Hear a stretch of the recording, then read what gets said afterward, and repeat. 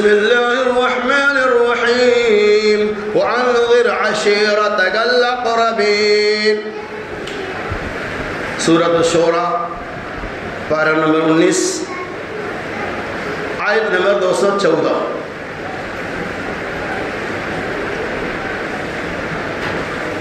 ہر قسم کی ہم دوستانہ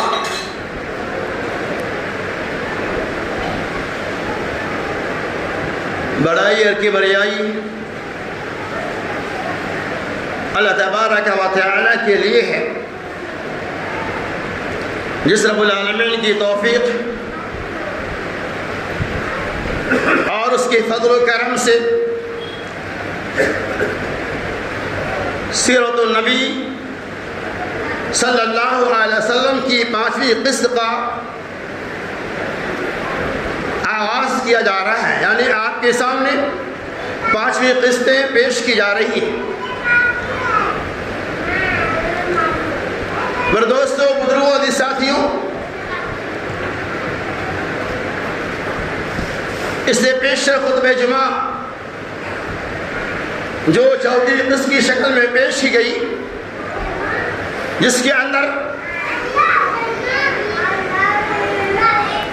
سورہ مدثر کی چند ابتدائی آیات کی تفسیر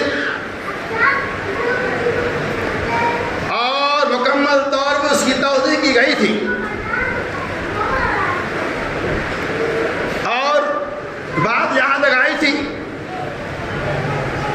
کہ محمد رسول اللہ صلی اللہ علیہ وسلم کو اللہ تبارک و تعالی نے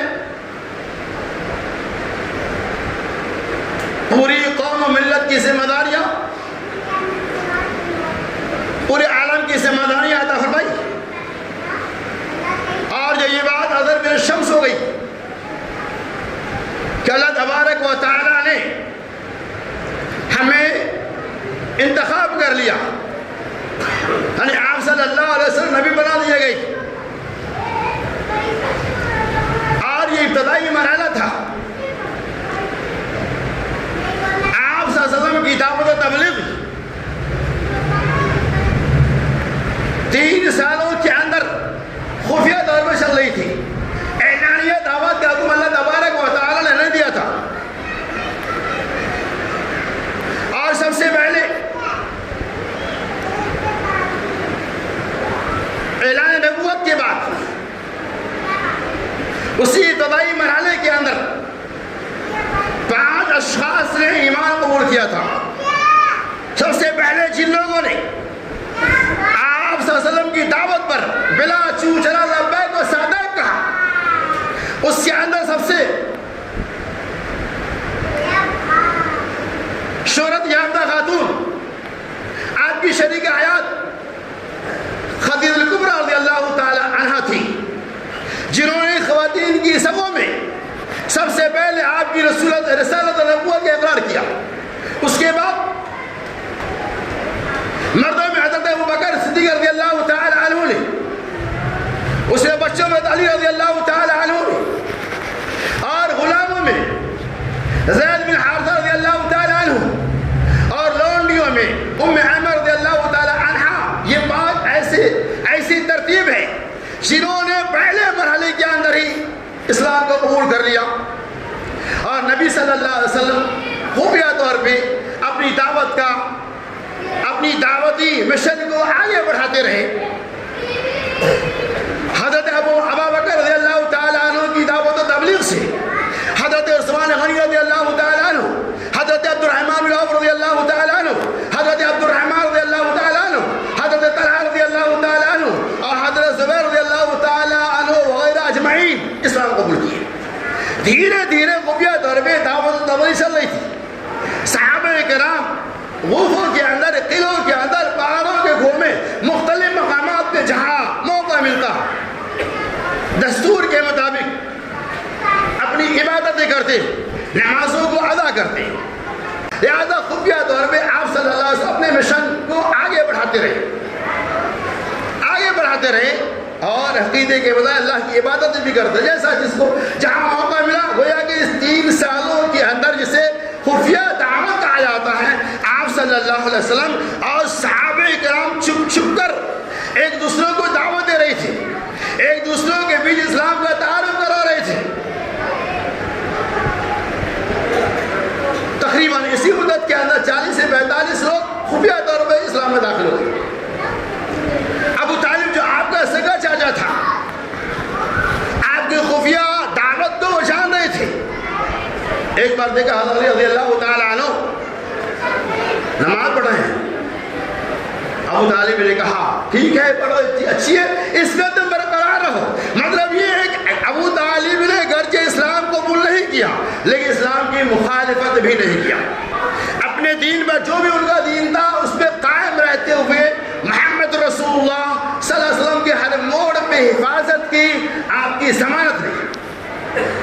خفیہ دعوت اور طریقہ میدان چل رہا ہے الحمدللہ۔ اللہ تبارک و تعالی نے جب محمد رسول اللہ صلی اللہ علیہ وسلم کے اوپر وَأَنذِرْ عَشِيرَتَكَ الْأَقْرَبِينَ سورہ شورى کی آیت نازل ہوئی کہ اے نبی محمد صلی اللہ علیہ وسلم آپ اپنے اعزاء و اقارب، اپنے قرابت داروں کو ڈرائیے۔ اس سے پہلے مختلف مقامات پہ قیامت سے متعلق، جنت سے متعلق، لوگوں کو ڈرانے سے متعلق، بشارت سے متعلق مختلف ٹکڑوں میں آیتیں نازل ہو رہی تھی، لیکن جب اللہ تبارک و تعالیٰ نے یہ کہا وَأَنذِرْ عَشِيرَتَكَ الْأَقْرَبِينَ اے نبی محمد صلی اللہ علیہ وسلم آپ اپنے قرابت داروں کو ڈرائیے، جب یہ حکم نازل ہو گیا اللہ کے رسول صلی اللہ علیہ وسلم کمر بستہ ہوتے ہیں کہ اللہ رب العالمین کا حکم آ چکا ہے کہ آپ پہلے اپنے قرابت داروں کو ڈرائیے، اور دعوت کا آغاز بھی اپنے گھر سے ہی ہونا چاہیے۔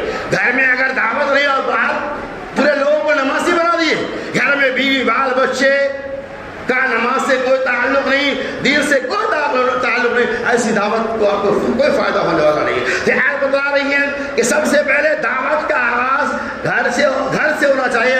انبیاء علیہ السلام کی پوری سیرتیں اس سلسلے موجود ہیں، ابراہیم علیہ السلام کی سیرتیں، موسیٰ علیہ السلام کی سیرتیں، ساری سیرتیں موجود ہیں۔ ان لوگوں نے بھی اپنی دعوت کا آغاز اپنے گھر سے ہی کیا، اور اللہ تبارک و تعالیٰ نے آخری نبی محمد رسول اللہ صلی اللہ علیہ وسلم کو بھی دعوت کا آغاز اپنے گھر سے کرنے کا حکم دیا۔ اس آیت کے نزول کے بعد نبی صلی اللہ علیہ وسلم قبیلہ عبد مناف، قبیلہ قریش وغیرہ کو بلاتے ہیں، ایک چھوٹا موٹا اجتماع کے طور پہ سارے لوگ اکٹھا کرتے ہیں، اور جب سارے لوگ جمع ہو گئے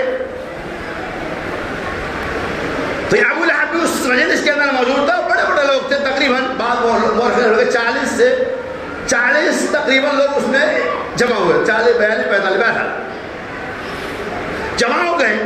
اللہ کے رسول اللہ بھی کچھ بولے بھی نہیں ہیں، ابو لہب کھڑا ہو گیا اور کہا، اس کے متعلق بھی موجود ہے، کیا کہا؟ اے محمد آپ میرے بھائی کے لڑکے ہو، آپ میرا بھتیجا ہو، بہکی باتیں مت کرو، دیوانگی سی باتیں مت کرو، تمہاری وجہ سے قبیلے بنو ہاشمی والے پریشان ہو جائیں گے، مصیبت میں گرفتار ہو جائیں گے، تمہاری وجہ سے تمام اہل قبیلے قریش اور تمام اہل عرب سے مقابلہ نہیں کر سکتے، ہم تھوڑی سی تعداد میں لوگ قبیلے ہاشمی والے اتنے پورے اہل عرب سے مقابلہ کیسے کر سکتے ہیں؟ لہذا اے محمد آپ جو کام کرو اس سے رک جاؤ، بہکی باتیں مت کرو، پاگل پن کی باتیں مت رک جاؤ۔ نبی صلی اللہ علیہ وسلم صحیح دعوت، نبی صلی اللہ علیہ وسلم دعوت دے رہے ہیں دین کی، اور کیا کہا ابو لہب نے؟ بہکی باتیں مت کرو، اتنا کہا، وہ مجمع منتشر ہو گیا۔ اس کے بعد پھر نبی صلی اللہ علیہ وسلم نے لوگوں کو بلایا اور کہا کہ اے لوگوں سنو، میں تمہیں اس بات کی دعوت دیتا ہوں کہ اللہ تبارک و تعالیٰ ایک ہے، صرف عبادت کے لائق اللہ کی ذات ہے، اللہ کے علاوہ اس کائنات کے اندر کوئی عبادت کے لائق نہیں، لہذا مصیبت میں بھی اللہ کو پکارو، خوشحالی میں بھی اللہ کو پکارو، اللہ کے علاوہ کسی اور کو پکارنا جائز ہے ہی نہیں۔ لوگ موجود تھے، ابو طالب نے کہا تو کتنی پیاری بات ہے۔ ابو لہب نے اسی وقت کہا یہ کون سی بات ہوئی، اس بات کو ہم نہیں مان سکتے، پھر معاملہ ختم ہو گیا۔ اس کے بعد جب یہ دیکھا کہ ابو طالب کی مکمل حمایت ہمارے پاس موجود ہے، اور اللہ تبارک و تعالی نے اعلان کر دیا تھا وَأَنذِرْ عَشِيرَتَكَ الْأَقْرَبِينَ اے نبی محمد صلی اللہ علیہ وسلم آپ اپنے اعزاء اقارب کو ڈرائیے۔ بخاری مسلم کی اور کئی روایتیں سے روایت ہے کہ اللہ کے رسول صلی اللہ علیہ وسلم کوئی صفا پہ چڑھ گئے، پہاڑی کی بلندی پہ چلے گئے، اور آپ نے وہاں سے ایک آواز لگائی یا صباح یا صباحا یا صباحا، یہ ایسا کلمہ تھا کہ یہ کلمہ اہل عرب اپنے دستور کے مطابق اس وقت استعمال کرتے جب کوئی دشمن آنے والا ہے، جب دشمن حملہ آور ہونے والا ہے، اس وقت کوئی بلندی پہ چڑھ کر کوئی بھی آواز اگر لگا دے یا صباحا یا صباحا یا صباحا، پوری قوم اس کی آواز پہ وہاں پہنچ جاتے ہیں۔ کیوں؟ چونکہ اس کا میننگ یہ تھا کہ کوئی حملہ کرنے کے لیے آ رہا ہے اور مجھے بلائے جا رہا ہے، یا صباحا یا صباحا۔ نبی صلی اللہ علیہ وسلم کوئی صفا کی دامن، کوئی صفا پہ چڑھ گئے اور وہاں آپ کے خاندان والے آدم و قریب کو سب لوگ پہنچ گئے، قبیلہ عبد المناف، قبیلہ قریظہ، قبیلہ ہاشمی اور وغیرہ وغیرہ، ابو طالب وغیرہ بھی وہاں موجود تھے، ابو لہب بھی اس بندہ میں موجود تھا۔ نبی صلی اللہ علیہ وسلم پہاڑی پہ، پہاڑی کی بلندی پہ ہیں، اور جب دیکھا کہ مجمع ایک بڑی تعداد آ گئی ہے، اللہ کے رسول صلی اللہ علیہ وسلم نے کیا کہا؟ اللہ اکبر، آپ کی خطاب کے اندر بلاغت کتنا زیادہ ہے۔ آپ نے یہ کہا، پہلے یہ نہیں کہا تو اللہ کے ایک معنی کہا ہے میری قوم کے لوگوں بتاؤ، اگر میں تجھ سے یہ کہوں اس پہاڑ کی دامن سے ایک لشکر آنے والا ہے، وہ لشکر تمہارے اوپر حملہ کرنے والا ہے، بتاؤ کیا تم میری اس بات کو مان لو گے؟ اہل عرب جو بھی وہاں موجود تھے کہا ہاں کیوں نہیں۔ تب آپ نے کہا کہ سنو، میں تمہیں جنت کی بشارت دینے کے لیے اور جہنم سے بچانے کے لیے بنا کر بھیجا گیا ہوں، لہذا تو اپنے آپ کو جہنم سے بچا لو۔ اے قبیلے بنو عبد مناف، اے قبیلے قریش، اے قبیلے بنو ہاشمی، اے فاطمہ بنت محمد، اے عبد مناف، آپ نے بعض لوگوں کو نام میں لے کے کہا بچا لو اپنے آپ کو۔ ابو لہب نے کیا کہا؟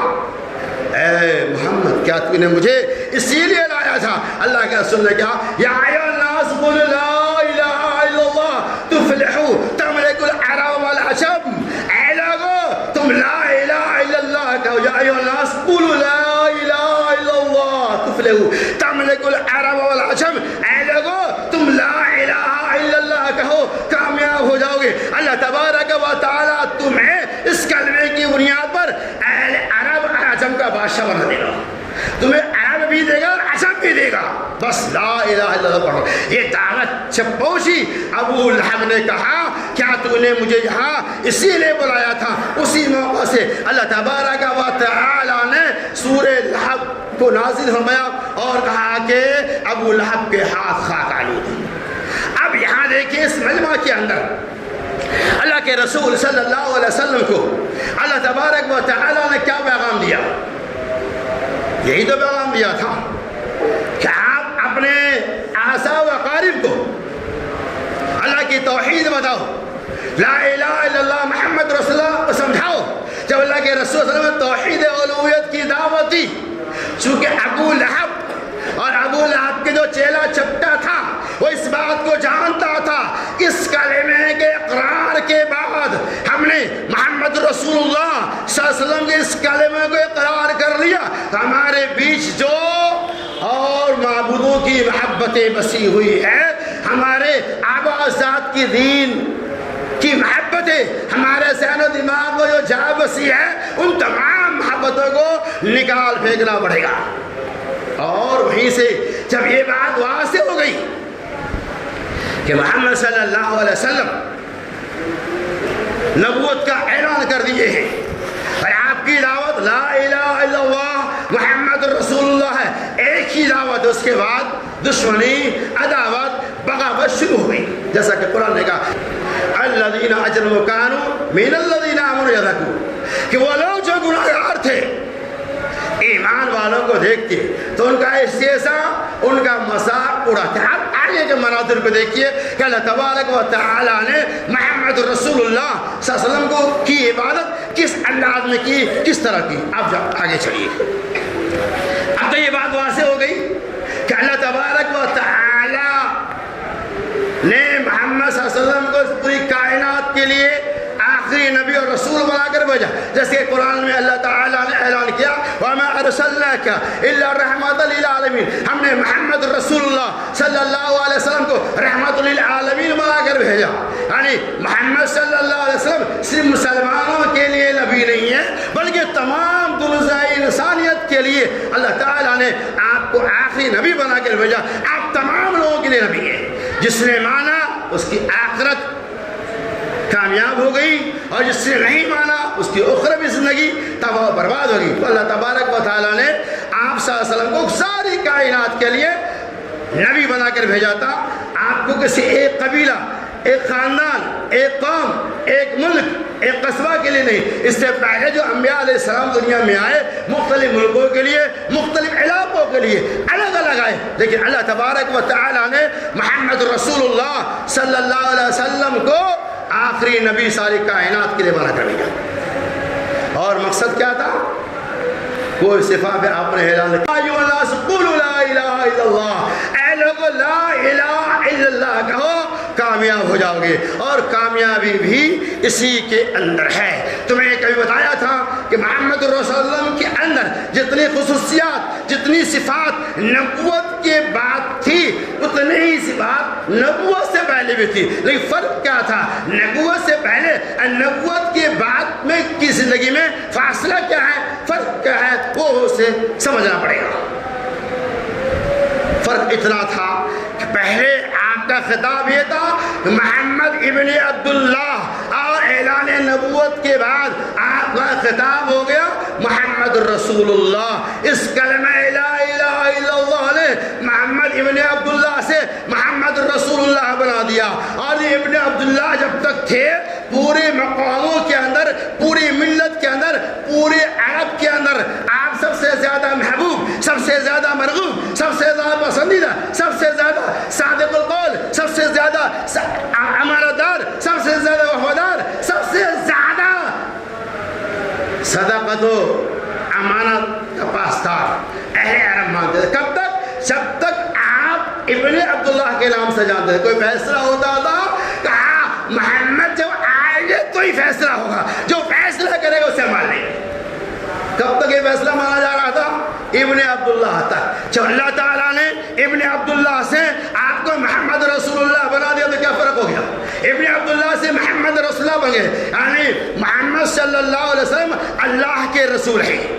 جب اللہ تعالیٰ نے رسول سے آپ کو خطاب کیا تو ابن عبداللہ والے جو آپ کے جان پہ، جو آپ کے نام پہ اپنی جان کی قربانیاں دینے کے لیے تیار تھے.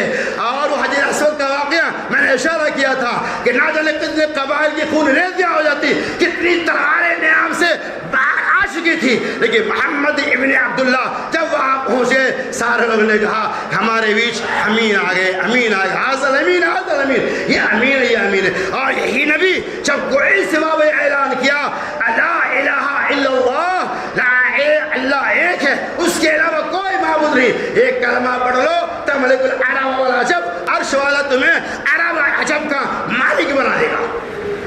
تو کیا ہوا؟ یہی آپ کے نام پہ جان دینے والے اور آپ کے جان لینے کے لیے تیار ہو کے کہا قرآن نے کہا کہ جب آپ کے پاس سے یہ لوگ گزرتے وَإِذَا مَرُّوا بِهِ يَتَغَامَزُونَ. ابن عبداللہ تک تو ٹھیک تھا. جب محمد رسول اللہ سے خطاب اللہ نے دیا، قرآن نے اس کا بھی نسخہ کہا ہے کہ وَإِذَا مَرُّوا بِهِ يَتَغَامَزُونَ.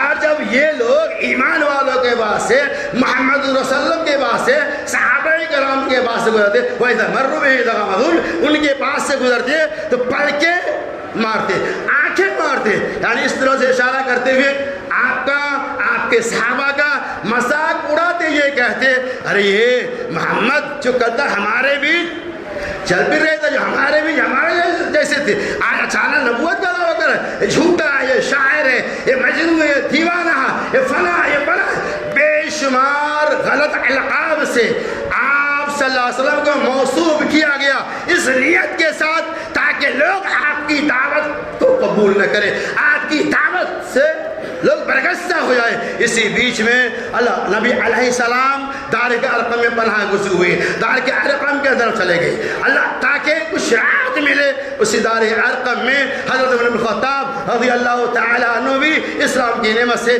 مالا مال ہوئے. میں بتا رہا تھا کہ آخر اس کے اندر کون سی طاقت تھی کہ اہل عرب، پوری کائنات، پورا عرب جو آپ کو چاہنے والے تھے اچانک پلٹی گئے. کیوں؟ چونکہ لا الہ الا اللہ محمد الرسول اللہ صلی اللہ علیہ وسلم کا اتنی بڑی طاقت موجود ہے. اس طاقت کو اہل عرب سمجھ رہے تھے. لا الہ الا اللہ کے مفہوم کو اہل جان رہے تھے. اسی لیے اہل عرب نے کہا کہ اگر ہم لا الہ الا اللہ پڑھ لیں گے تو ساری عبادتیں جس کی محبتیں ہمارے دلوں کے اندر بسی ہوئی ہے، ہمارے آبا اجداد کی محبتیں بسی ہوئی ہے، پرانے پرکھوں کے دین ہمارے اندر جا گھسی ہے، اگر ہم نے صرف یہ کہہ دیا لا الہ الا اللہ، ساری کہانیاں ختم ہو جائیں گی، ساری محنتیں پانی میں چلا جائے گا. لہذا ہم اس کلمہ کو نہیں پڑھیں گے. لیکن اللہ تبارک و تعالیٰ کی طرف سے نبی علیہ السلام کا مشن چلتا رہا، اور اس کے بعد جب یہ بات واضح طور پہ آ گئی 14 اور 15 سال کے اندر نبی علیہ السلام کے ساتھ، صحابہ کرام کے ساتھ اور آپ کے ماننے والوں کے ساتھ، ایمان لانے کے ساتھ طرح طرح کی ایذائیں تکلیفیں دی گئی. اسی بیچ میں ان لوگوں نے یعنی اہل عرب، قبیلہ عبد مناف، قبیلہ قریش اور دیگر لوگوں کے سرداروں نے ایک میٹنگ رکھی کہ محمد اس طرح کے دعویٰ کر رہے ہیں، لہٰذا کل کہ ایسا نہ ہو کہ ہم ان کے خلاف کچھ کریں تو ابو طالب کچھ اور سمجھ. لہٰذا ایک وقت ابو طالب کی خدمت میں آتے ہیں اور ابو طالب کی خدمت مقدمہ رکھتے ہیں. آپ کا بھتیجا یعنی محمد صلی اللہ علیہ وسلم ہمارے آبا و اجداد کی برائیاں بیان کرتے ہیں، لہٰذا آپ نے یہ کہو کہ ہمارے آبا و اجداد کی برائیاں بیان نہ کرے، ہمارے پرخوں کی برائیاں بیان نہ کرے، ہمارے مذہب کے خلاف کوئی بات نہ کرے. محمد صلی اللہ علیہ وسلم کے سامنے جب یہ بات رکھی گئی تو محمد صلی اللہ علیہ وسلم نے کہا کہ میرے ایک ہاتھ میں سورج کو رکھ دیا جائے اور دوسرے ہاتھ میں چاند کو رکھ دیا جائے اور یہ کہا جائے کہ اپنی دعوت سے باز آ جاؤں تو ایسا ممکن ہے نہیں. ابو طالب نے کہا ٹھیک ہے تمہارا مشن چلاؤ، میں مرتے تب تک تمہارا ساتھ ہو رہا ہے. اس طرح کی پلاننگیں بنا کر محمد صلی اللہ علیہ وسلم کی دعوت سے لوگوں کو بائیکاٹ کرنا چاہ رہے تھے، لوگوں کو روکنا چاہ رہے تھے. لیکن اللہ تبارک و تعالیٰ کی طرف سے پسندیدہ، محبوب اور یہ مرغوب دین تھا، جس دین کو اللہ تبارک و تعالیٰ نے قبول کر لیا. بھلا اس دین کی کتنی بھی مخالفتیں کرو اس کا پروان چڑھے گا، بڑھے گا اور پھولے گا، اس میں کوئی شک نہیں. تو کیا کلمہ تھا؟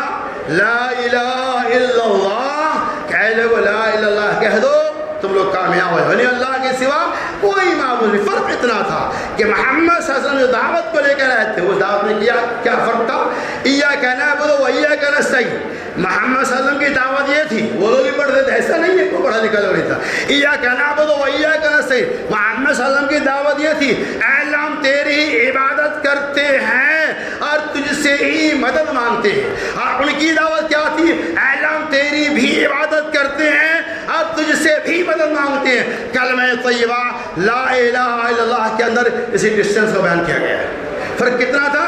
ایاک نعبد و ایاک نستعین. ان کا عقیدہ یہ تھا اے رب اے اللہ ہم تیری بھی عبادت مانگتے ہیں اور تجھ سے بھی مدد مانگتے ہیں. اسلام کی دعوت کیا تھی؟ اے اللہ ہم تیری ہی عبادت کرتے ہیں اور صرف تجھ سے ہی مدد مانگتے ہیں. ہی اور بھی میں کتنا بڑا فاصلہ ہے. اسی اور بھی کو تمیز کرنے کے لیے، اس کی ڈسٹینس اور دوری کو سمجھانے کے لیے اللہ تبارک و تعالیٰ نے محمد رسول اللہ صلی اللہ علیہ وسلم کو اس کائنات کے اندر موجود. انشاءاللہ اس کے بعد کی جو 5-6 کڑی ہے اس کی وضاحت اس کے بعد کے خطبہ اجماع میں کی جائے گی. اللہ تبارک و تعالیٰ سے دعا ہوگا رب العالمین ہمیں آپ کے وسلم کے فرامین اور ان کے احکامات کی روشنی میں زندگی گزارنے کی توفیق رفع فرمائے.